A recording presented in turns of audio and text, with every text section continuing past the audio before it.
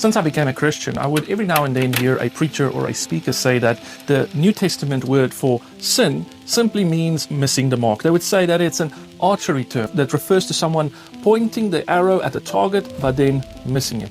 Then they would often go on to say that is what sin means. It is missing the mark or missing the goal that God has for you.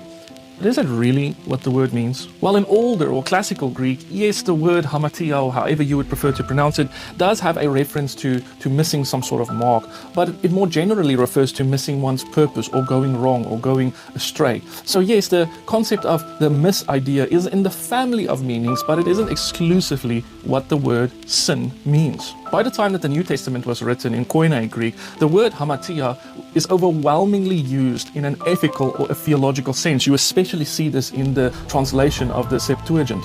It has this idea of wrongdoing or an offense, or as we would say as Christians, sin.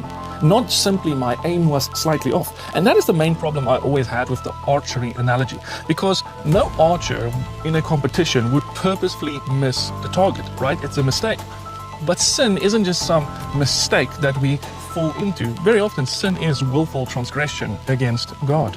That is why many Koine Greek scholars would define the term hamartia as a transgressing of God's will or a failure to keep God's law. The BDAG, simply summarized, uses an imagery of a false step leading to a violation of a moral standard. And even more simply put, simpler student lexicons will gloss it as a sin or a wrongdoing or contrary to the will and law of God.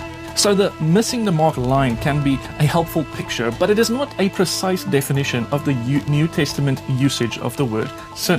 I think the best example of this can be seen by the Bible's own definition of sin. For example, in 1 John chapter 3 verse 4, the Apostle John says that sin is lawlessness.